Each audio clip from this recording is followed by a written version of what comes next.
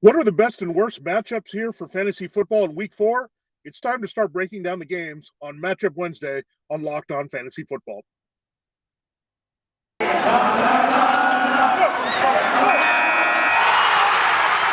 are Locked On Fantasy, your daily NFL fantasy podcast. Part of the Locked On Podcast Network, your team every day.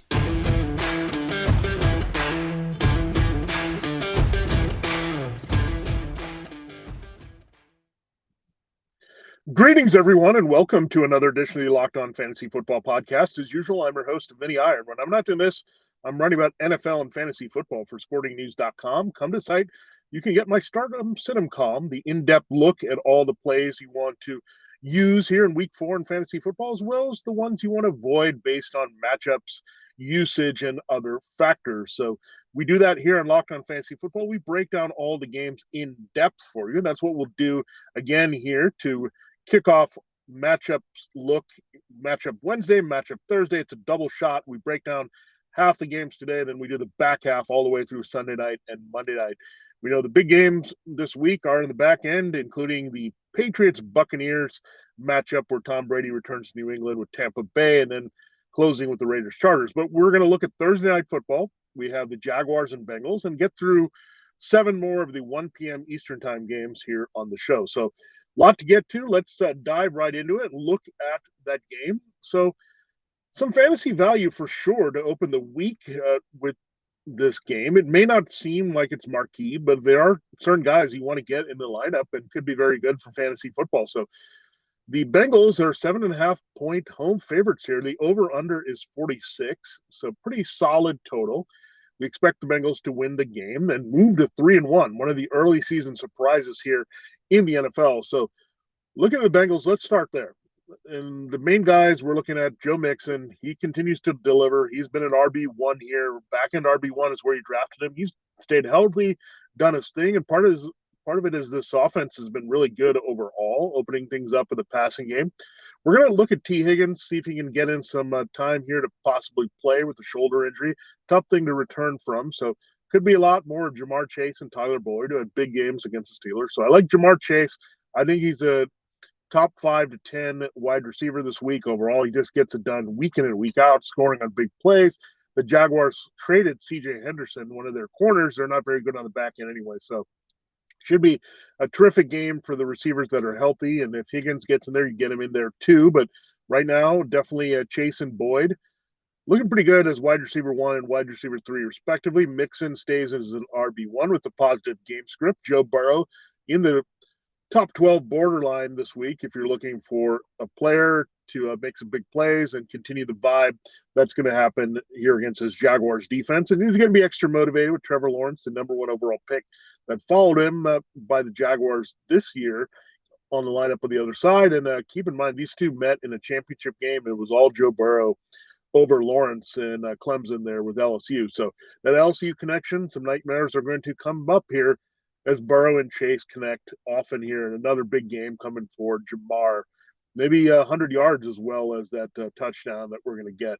So it's good that maybe for fantasy managers who have Boyd and Chase to have Higgins banged up a little out of the equation here to really streamline this offense a little bit more to those two guys. And Mixon is the bread and butter out of the backfield. We're seeing a little bit more of Chris Evans, but still it's Mixon's backfield. The Bengals defense, a great streamer this week. We know that. The Jaguars making a lot of mistakes. The Bengals making a lot of plays, getting after the quarterback. We saw that against the Steelers last week, forcing turnovers. And I think you'll have a good rate of success here doing that in primetime, emotional home bump.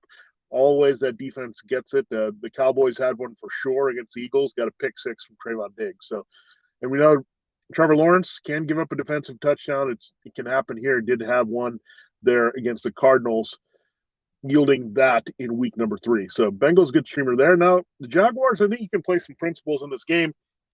Not Trevor Lawrence, but James Robinson got back on track. The Bengals run defense is the middle of the road. They did struggle last week with Najee Harris. They gave him massive volume on checkdown. So you could see a lot of that for James Robinson in this game as well as trying to get him established for the running game. They got to take pressure off the passing game.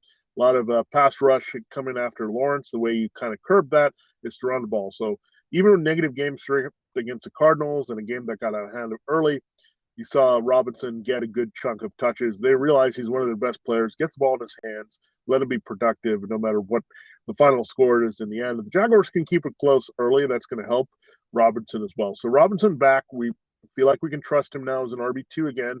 Now, DJ Chark, like him, and Marvin Jones Jr. Laviska Shenault, people are trying to force him to line up with the routes run and all the targets and all that, but the production's not there. The main two receivers on this team are still Chark and Jones. So looking at both of those guys, I think they chime in at wide receiver twos with big upside because the Bengals secondary is a mess.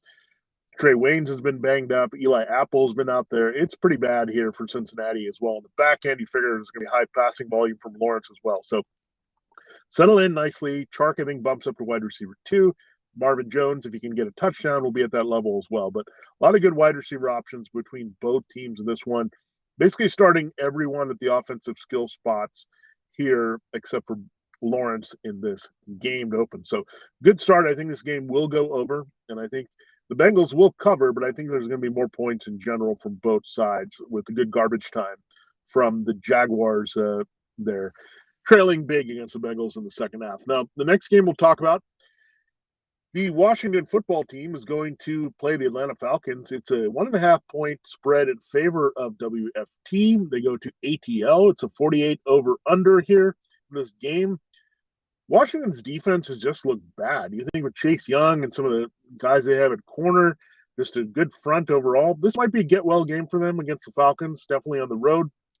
That's a possibility, but I just saw a lot of things I didn't like from the Washington defense. Really, going back to the Giants game, Buffalo was not pretty either that trip. So I'm not sure what you're going to get from them. I don't know if I would trust to start them. I think they're outside of the top 12. I'll just make it that clear. If you have some better options, you're going to go there with their defense. You're going to get their skill position in. However, Antonio Gibson has a great spot here to keep rolling after the big play touchdown against the Bills. You got Calvin Ridley on the other side making a shootout, but Terry McLaurin has the better matchup in this game there to go after the Falcons corners. Terry McLaurin should have a nice bounce back here with a big game. Gibson keeps it going. Logan Thomas, you're rolling him out. That means Taylor Heineke is a decent streaming option for you this week. The Falcons contained environment, no weather that you have to worry about, and I think they'll respond well with Matt Ryan. He's definitely usable this week. I think he gets multiple touchdowns. I think this is a week finally we've been waiting for. Ridley is going to go off as this Washington secondary really struggling on the back end. All over, they can move around Ridley to get him in the best matchup. So if you've been waiting for that Ridley game that we've seen a lot in the past, especially in 2020, that comes here. I think Kyle Pitts is also going to look pretty good in this one. So Ridley and Pitts, don't sleep on Olamide Zaccheaus making some plays here to help Ryan with Russell Gage out. I wouldn't start Zaccheaus, but he definitely can help as a key receiver there, a third option for him. Cordarrelle Patterson, you can't really slow him down. We have to see him not have a significant role in this backfield to really feel that way. But the Washington football team really struggling with tackling and the discipline. Patterson is kind of a gadget player here. So, yeah, start him if you've got him, and that's why I feel like WFT's defense not going there, and certainly not looking at the Falcons' overmatched defense in this game either. But another game I expect to go over the 48.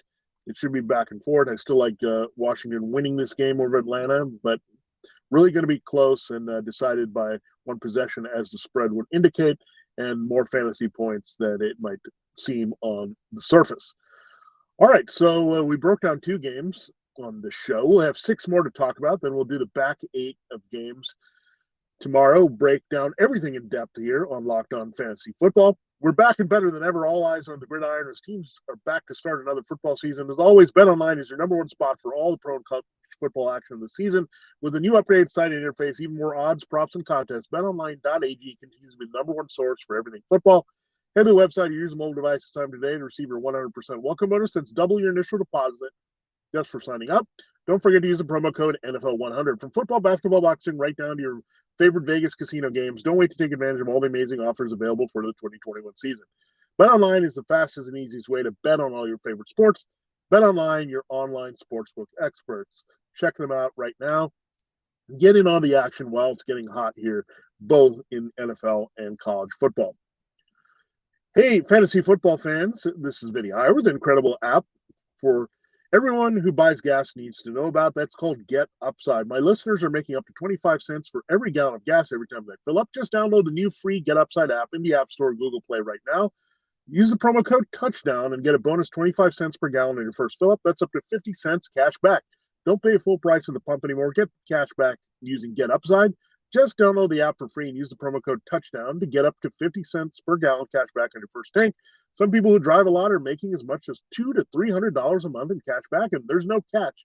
The cash back gets added right to your account. You can cash out anytime to your bank account, PayPal, or an e-gift card for Amazon and other brands. Just download the free Get Upside app and use the promo code Touchdown. That's Touchdown to get up to 50 cents per gallon cash back on your first tank. That's Touchdown there as your promo code at Get Upside. All right, let's continue looking at the games that are in the 1 p.m. Eastern Time window. The Lions are going to the Bears. 42 is the over-under, so not expecting a lot of points. Could this be a get-well game for wherever the Bears start quarterback? I'm not going to necessarily force him to stream Andy Dalton or Nick Foles, but if Justin Fields is out there, I think he has a rebound game this week. They're going to probably get him running a little bit more. We know the Lions struggled with Lamar Jackson last week, so the Bears need to incorporate that part of his offense for sure. I think they'll learn from some of the big mistakes they made against Cleveland when he only had 6 completions, 9 sacks. Get him on the move. Get him in positions to push the ball downfield. So I think this is a good chance for Allen Robinson to get on track finally after a quiet start here with only 1 touchdown.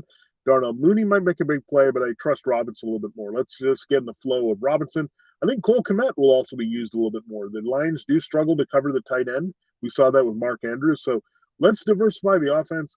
Let's get Fields on the move. Let's learn from what we did in Cleveland. I think you're going to see some of that correction here for the Bears, and that should also open things up for David Montgomery. So get well game. There's not a lot. The Lions defense has been scrappy and overachieving here, but I think they have a little bit of a wake-up call here as the Bears are going to figure things out in this game. So if you've been waiting on your main guys to go off, and then you'll look at Robinson and Montgomery bounce back. Kmet usable in deeper leagues as well as Fields here this week. I also love the Bears defense at home. Jared Goff can always make a big mistake. Bears were actually playing pretty good defense against Cleveland. They were just worn down by their offense last week. So Khalil Mack looks like he avoided an injury. Looks like the left tackle for the Lions, Taylor Decker, was going to miss this game. So a little shake up there up front with the rookie Penei Sewell, maybe having the flip side. So that's usually good when the Bears face that kind of offensive line issue. So Khalil Mack company, Roquan Smith can make a lot of big plays. Defense, a good place to go. So have faith in your Bears. This is a good spot for the rebound. Now with the Lions, you're going to stick with your principles. We know who they are. They're TJ Hawkinson and DeAndre Swift. We're not going to expand beyond that here. Lions, we're not going to force to find wide receiver value here, especially Quintus Cephas being hit or miss here as his usage has gone here for the Lions. So really nothing to see here. Swift with volume and receptions is going to get you the numbers you need as an RB2, especially in half and full point PPR. Hawkinson, bad game last week against the Ravens, but the Bears can be pretty vulnerable against a tight end. We saw Austin Hooper dent the end zone for the Browns last week. So I think Hawkinson scores. I think he gets something like 6 for 70 in this game. And nice bounce back and live up to that high-end tight end one that you drafted in this one. And another game I think that could easily sneakily go over that low total of 42 there with the Bears winning this game outright at home with a 3-point spread in their favor. Now let's go to the next game. We'll go to New York from Chicago and the Titans. Fun fact, the Jets used to be called the New York Titans, so it's really a double Titans game, and you can't get any better than that, really. I think we can. It's 44.5 is the over-under here. 7.5 point spread in favor of the visiting Titans, the new Titans over the old Titans. Now, we'll see if the teen Titans are involved in this, but I know one guy that's going to be a superhero in this one, Derrick Henry. Lock it in for a massive game for Derrick Henry. DFS, we'll talk about that on Lineup Friday.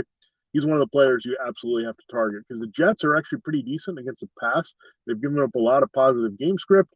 They're really bad against the run. So I think this is a monster game for Derrick Henry. He's one of those 150 plus multiple touchdown type efforts for Henry. Now, I don't think they're going to have to pass a lot. So Ryan Tannehill has to get his production early. It's going to be off play action, maybe thrown to backs and tight ends. You also have the fear that A.J. Brown and Julio Jones are going to miss the game. Not looking good for Brown. Julio's already had some issues staying healthy for the Titans. So Really, that's also going to force them to be run heavy this week. They'll find other guys that will work in multiple tight ends. They've also been without Anthony Ferkser, so it could be a lot of makeshift offense here with guys like Jeremy McNichols out of the backfield to help Henry, a little passing game to Henry as well. And then you have Nick Westbrook-Akine, who scored last week. He might be their number one receiver. I don't love the matchup here against his Jets secondary, but I think Tannehill is more looking at 215-2 with some running stats here playing off Henry. I think so. You're looking at good output overall for this Titans offense. So I think Henry is going to get his. Tannehill, let's hope he gets it out of the way early here. I don't think big plays are going to be available down the field. Now, on the Jet side of things, we want Michael Carter to be let loose. It's not going to happen quite here. The Titans are the worst pass defense in the NFL. They're secondary suspect. They don't really have pass rush. So maybe a chance for Zach Wilson to get a little comfortable. In deeper leagues, streaming options, 2QB, super flex, Zach Wilson isn't terrible in this one. So remember, he produced 2 touchdowns in week 1 against a pretty tough Panthers defense. It's been brutal the last 2 weeks against the Patriots and Broncos. This Titans defense not nearly as good, but you could look at them as streamer, hope for a mistake from Wilson, some sacks there, especially without Mekhi Becton at left tackle. But really like Corey Davis to have a nice game here. Revenge game for Corey Davis, the former Titan, signed a nice deal with the Jets. He's still their number 1 receiver overall. You might see a shift at the next receiver with Elijah Moore dealing with a concussion. We see that Jameis Crowder in the mix there for the Jets and maybe can do some damage out of the slot. But I really like Corey Davis in this revenge game. Garbage time is going to be there plenty for Zach Wilson. I think it'll be a little bit better than what we saw against the Patriots and Jets and more like the Panthers game, except that I think the Titans are the most vulnerable defense by far the Jets have faced. And by the way, programming alert, the Jets get the Falcons next week. So it could be a nice turn of events here for this offense that needs a little bit of spark to get going here with Zach Wilson. The next game we go to, the highest over-under total of these early games. It's 51.5. Very close spread here. The Browns down to 2-point favorites at the Vikings. So Browns 2-1, Vikings 1-2, but kind of mirror image teams of each other. Really, they are built the same way. Kevin Stefanski was the Vikings offense coordinator. He's now the Browns offensive-minded head coach. So they are really about play action, running the ball, setting things up for their quarterbacks. So I think Baker Mayfield, Kirk Cousins are going to go off in this game, battle each other. So usual suspects with Cousins, Adam Thielen in the red zone, Justin Jefferson all over the field. I think it's more of a Tyler Conklin tight end game. The Browns are a little bit more vulnerable there and have a little bit better secondary depth. So probably not a KJ Osborne game. So a little bit Tyler Conklin if you're struggling at tight end. He got a lot of good looks last week and a chance to maybe keep it going. That's what the Vikings really want to do, use their tight ends there to complement Jefferson Thielen a little bit more. They just haven't had the guys out there without Irv Smith Jr. moving on from Kyle Rudolph to put out that 12 personnel. But I think you'll see a little bit more of it. I think that's really what they're suited for versus the 11 with the 3 wide receivers. I think it's going to go matchup to matchup, but I think in this one, Conklin should see more action behind Thielen and Jefferson there. Then Osborne, not going to play the Vikings. Dalvin Cook, we'll see if he can return from his ankle injury. He didn't practice all week and was ruled out. Alexander Madison had a 110-plus yard game last week against the Seahawks, so you got to plug and play him once again if Cook is on the shelf. If Cook's in, he's in, and there for a big game. On the other side, let's look at the Browns and their situation. I think Nick Chubb, Kareem Hunt, no-brainer starts here. I think this is a game where Odell Beckham Jr. makes a big scoring play, so I like that. I like Austin Hooper. I like Mayfield here, so a lot of good value here. Odell Beckham Jr. more is a wide receiver 2 with upside. Austin Hooper is a back-end tight end 1, much like Conklin on the other side. Nick Chubb, like Dalvin Cook / Alexander Madison, an RB1. I think Kareem Hunt, you have to also look at him maybe having a top 12 finish. He was actually right up there in the top 2 last week in running back. So they're incorporating Kareem Hunt. The injury to Jarvis Landry really helps Kareem Hunt because that's where they throw the short to intermediate passes and all that. It also helps Austin Hooper with a bump there. So that's the development here. It's really the OBJ show deep and then check down to Hunt and work it to Hooper. That's what we're going to see. And those are the 2 guys that are going to help Baker Mayfield have production. But this game is going to go over as well. High scoring affair between these 2. And that's good news for everyone involved here except the defenses. So Browns defense came up huge last week against Justin Fields and the Bears. Park them against Cousins and the Vikings here in this game. I do like the Browns to win, but both teams to be very successful moving the ball. Very 2 developed offenses, very proficient playing off the run. Just good, solid, all-around play. That's going to be exciting for fantasy football. All right, we still have 3 more games to talk about on this show, but we have to take time to also tell you more about Built Bar. This week, you got to get in on the limited time flavor. It's cookie dough chunk. It is delicious. And we know Built Bar flavors are amazing. And you got to take advantage whenever you get a special flavor like this. Cookie dough chunk. Get it before it's gone. Built Bar also has their awesome core delicious flavors: coconut almond, cherry raspberry, mint brownie, peanut butter brownie, double chocolate, salted caramel. There's something for everyone. I always lean to liking the ones with chocolate. So cookie dough chunk I love, but peanut butter brownie is excellent. Double chocolate, salted caramel. All the bars you get from Built Bar are soft and easy to chew and covered in 100% chocolate. There's something for everyone. The only way to find out what your favorite flavor is to get a mix box where we get 2 each of 9 flavors. Built Bar flavors are the best tasting, but they're healthy for you too. Most of the flavors have 17 grams protein, only 130 calories, only 4 grams sugar, but also only 4 grams net carbs. Some bump it up to 18 grams protein, only 180 calories, 5 grams sugar, 5 grams net carbs. 9 amazing core flavors, all tasty, all healthy, and limited time flavors you got to get in when you can with cookie dough chunk. It is an amazing special Built Bar. Go to BuiltBar.com and use the promo code LOCK15. You'll get 15% off your first order. Use the promo code LOCK15 for 15% off at BuiltBar.com. All right, it's time to close the show with 3 more matchups. So we're really getting a deep dive into all these games. That's why we love Matchup Wednesday, Matchup Thursday. We look at things from fantasy football perspective, also consider the betting lines, which are important. Our next game we'll talk about here, the Colts going to the Dolphins. I like the Colts in this game. They need to get off Schneid here. They're 0-3. The Dolphins stumbled out of the gate at 1-2. They're 1.5-point favorites. The Dolphins are Brian Flores' team. 42.5 is the over/under, so very low in this game. Only the Bears-Lions game is a little lower. I think this game actually might live down to the expectations in this one. So we look at the Colts. Why I like them to win the game? This is a game where they can get Jonathan Taylor, Nyheim Hines, control the action with their running game. The Dolphins' running defense is really bad right now. They let Peyton Barber go off last week. They let the Bills combination do the damage. You saw the Patriots have success on the ground against the Dolphins. They are not very good at linebacker in the middle of their defense. They're much better equipped with their pass rush and secondary to get after it with Brian Flores. But Jonathan Taylor game, I've been waiting for that. It comes this week. They're going to feed him. Hopefully Quentin Nelson will be okay and can play. They got a little bit of scare last week with him going down again with an injury. So if he's out there, that's going to really help and really control the action here for the Colts. So, yeah, Jonathan Taylor looking for a big rebound game. I think he falls into a strong RB1 category this week. We also have Nyheim Hines having some value in half and full point PPR as a flex play that I really like. Michael Pittman could have some tough sledding here with Byron Jones and Xavier Howard. Again, you attack the Dolphins on the ground. That's what the Colts want to do. That's why I like them to win that way, where you don't put it up in the air anyway. So Carson Wentz gritted through that game and played as well as he could against the Titans last week. He'll be a little bit healthier this week, so he's going to be more caretaker and facilitator. They'll get it done. So not really like anything in the Colts passing attack, but do like Taylor and Hines in their respective roles this week to help Indy control the action, finally get the first win of the season here after finishing 11-5 in 2020. Now, let's look at the Dolphins side of things. Myles Gaskin, you really can't trust him.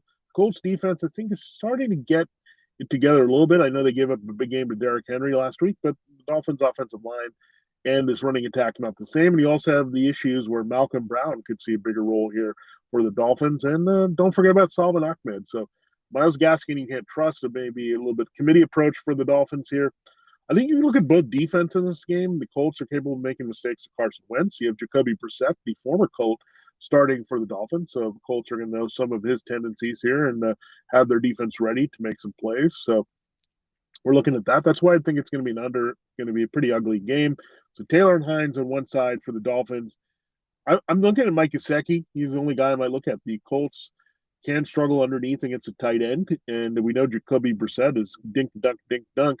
I don't think he's going to have as much success getting the ball to Jalen Waddle. We really can't look at the Will Fuller or Devontae Parker with Brissett in there as well. So, yeah, it's tough. Gesicki, if you need him, I think he's a low-end tight end 1, but the volume's certainly there with Captain Checkdown, Jacoby Brissett throwing to him often and again. Avoid the backs. Gesicki, mild recommendation here, but again, I think Indy win. the defenses and the running game on the Indy side avoid the Dolphins committee. Now let's go to our next game. It is the Panthers. The 3-0 Panthers, they're leading the NFC South against the leaders in the NFC East, the Dallas Cowboys. 4.5 is the spread in favor of the Cowboys, coming on a short week here of having played the Eagles on Monday Night Football. We look at the Panthers, and with their situation, we know they're going to be without Christian McCaffrey. Chuba Hubbard, automatic plug and play. He's an RB2 this week. Christian McCaffrey, we know is the smash RB1 every week, but you're going to get at least pretty solid RB2 returns from Chuba Hubbard. He is this year's Mike Davis for Carolina, so enjoy him. Probably get 2 games out of him. Next game is with the Eagles, so some opportunities there to get some production short term if McCaffrey's on the shelf for your team. If you're not a McCaffrey guy, but you have Hubbard, you got to plug in Hubbard as much as possible. So look at that. And they didn't put him on injured reserve. We talked about this a little bit on Locked On NFL earlier in the week. That's a good sign that looking like he's only going to miss 2 games instead of the minimum 3 when you go on IR. So again, Hubbard, plug and play, feel comfortable about it this week.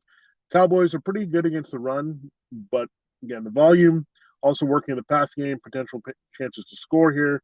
Cowboys defense, not exactly total shutdown. They played really well against the Eagles, but Panthers offense, innovative, going to make some big plays. Now what we look at and what we're concerned about is Trayvon Diggs. Will they put Trayvon Diggs on DJ Moore? I think that's a good possibility in this game. So DJ Moore's still starting. He's red hot. He's doing what he needs to do in this offense, but you can't look to Robbie Anderson. Can't look to Terrace Marshall. They just moved from Dan Arnold there. We'll see how they use Tommy Tremble, by the way, the rookie tight end out of Notre Dame. See if they work him in a little bit here behind Hubbard and Royce Freeman in this one. So could be a committee approach. We hope the game script is at least close enough where Hubbard is totally a factor throughout, but his pass catching ability is going to help for sure. So yeah, DJ Moore might have to temper your expectations. I mean, really, stars being born here in Trayvon Diggs, and I always thought he should have been a first-round pick. The Cowboys got him to shore up that secondary. He's making a lot of big plays in the ball. So Sam Darnold, if you need to stream him, you can do that, but maybe accept there might be some mistakes in this game if he forces the ball to anyone that's covered by Diggs. And again, Diggs-Moore is going to be a good battle. So if Moore underwhelms, don't be surprised. That's why I would avoid him in DFS, avoiding the other receivers. So Hubbard and Moore, where I'm going. If you're in a 2QB deeper league, super flex, you can also look at Sam Darnold. He's playing that well enough where you're probably going to get multiple touchdowns in some form with Darnold, even if there are some mistakes, as the stakes are raised with a better opponent on the road this week. By far the best team the Panthers have seen so far this season in their 3-0 start. All right, on the Cowboys side of things, what kind of game do you expect? You look at the Cowboys, they're kind of dictating the action based on the matchups. So whatever the best opportunity is there, whether it's running the ball or throwing the ball with Dak Prescott, they can do. That's how special their offense is here. So no J.C. Horn for the Panthers. They have Dante Jackson. So it was a quiet game for sure for CeeDee Lamb and Amari Cooper, but both those guys will be healthier this week. Remember, Cooper had a ribs injury in that Eagles game, and they really didn't have to get going with those guys. They exploited the Eagles elsewhere with the running backs and tight ends. So I think in this game, however, the secondary is where you're going to attack. I mean, a lot of question marks back there with no Horn, who is playing really well for the Panthers. I know the Panthers have had a pretty good pass rush, but the Cowboys can kind of keep them at bay. So I think you'll see the big plays downfield to Lamb and Cooper. I think they both finish in the top 12 this week. So really love their chances for a big rebound game. Not going back to Dalton Schultz at tight end. They're not going to go there as much this week. Matchups are going to open up downfield. And Ezekiel Elliott looking really good. If you were concerned with him after week 1 and then week 2 a little bit more because Tony Pollard was involved, don't be. I mean, Elliott looked fantastic and in great shape against the Eagles. He's going to keep producing really well here against the Panthers. A little bit of wake-up call for that defense. Still, I think, more vulnerable against the run than pass, but Dak is going to get his. So CD, so is Amari, so Zeke. Not going to extend to Tony Pollard this week, not trusting tight end, not looking at Cedric Wilson, not going to the Cowboys defense even after a big game against the Eagles this week either, and certainly not going to play the Panthers defense against the most potent offense they've faced all year long. Finally, our last game we'll break down here for you. We'll do the back half again of the games all the way through Buccaneers, Patriots, and Raiders, Chargers on tomorrow's show, and some of the bigger marquee games that we have. But you have the Giants and Saints. The Saints are 7.5-point home favorites, 41.5. So just when you thought the total couldn't get any lower from 42.5 and 42, we have another game that doesn't seem ticketed for a lot of offense here, especially on the Giants side of things. So let's start with the Saints.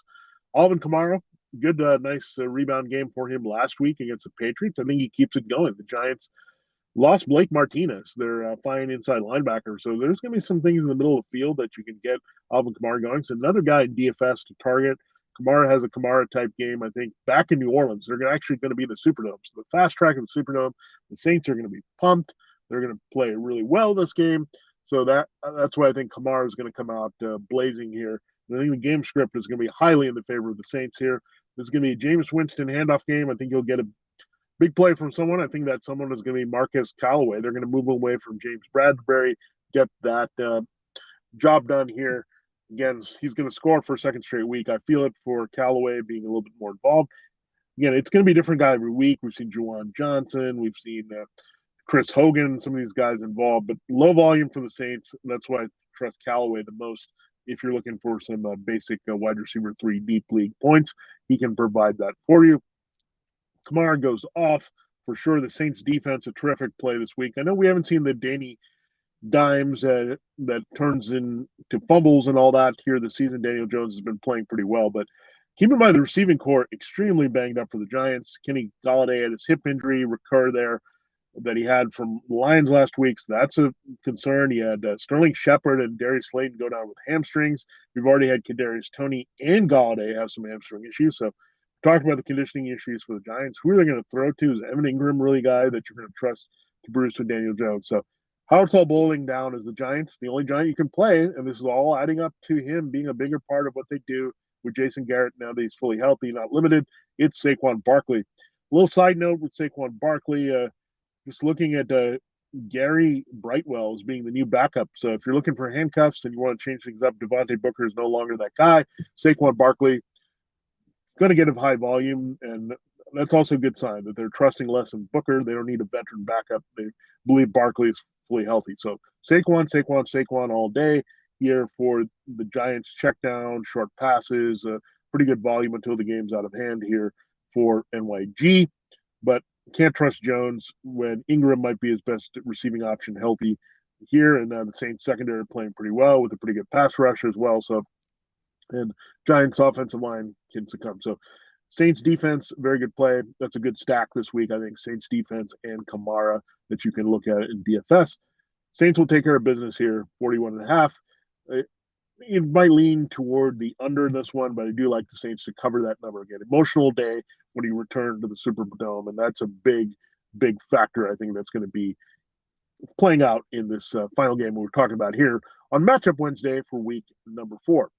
Betting on the NFL doesn't have to be a guessing game. If you listen to the new Locked On Bets podcast hosted by your boy Q and handicapping expert Lee Sterling, your daily picks, blowout specials, wrong keep favorite picks, and Lee Sterling's Lock of the Day.